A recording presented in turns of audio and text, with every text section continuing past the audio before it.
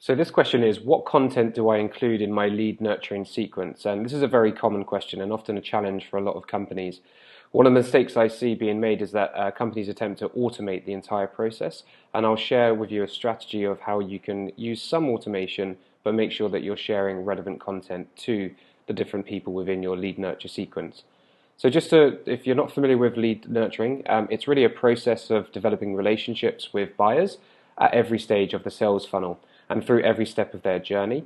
What's really important to remember is that only 50% of leads in any system really aren't ready to buy, and almost 80% of leads do not become sales. So you need to have constant interactions with them to build that relationship and to establish yourself as a trusted advisor and a reputable company to work with.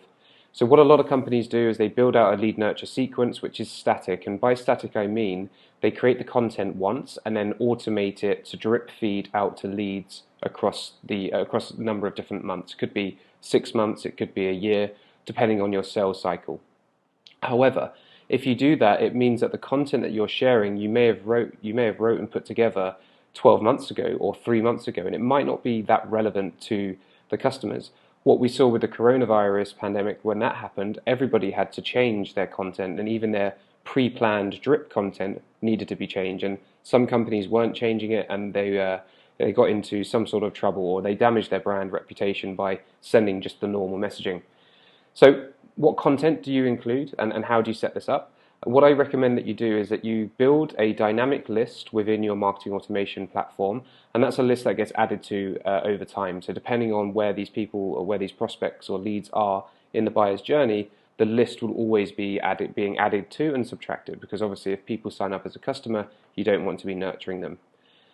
And then what you do is just have a reminder in your calendar to put together an email each month and send it out to them, or every week. It depends on the cadence that you're deciding to work on with lead nurturing. And I'll provide a link to a Marketo article about lead nurturing at the end of the video too. So you want to create this content in real time, and you might be sharing content that you've produced. It could be content that's been shared by non-competing companies that serve the same audience. But the reason why you want to do this is to make sure that the content that you're sharing is relevant to them at the time of where we are in the calendar month. For example, in the sales world, everything and marketing, it works on quarters. So you want to make sure that you're pushing for content that's relevant to the quarter that they're in, for example. Like I said, it doesn't have to be your content, so don't worry too much if you don't have a large amount of content, but really think about the problems that your customers or your prospects are having and help them overcome those challenges by sharing content. Other things that you can share with them are live events or webinars that you're working on, recent blog posts. It could be an interview or a podcast that you've been featured on as well.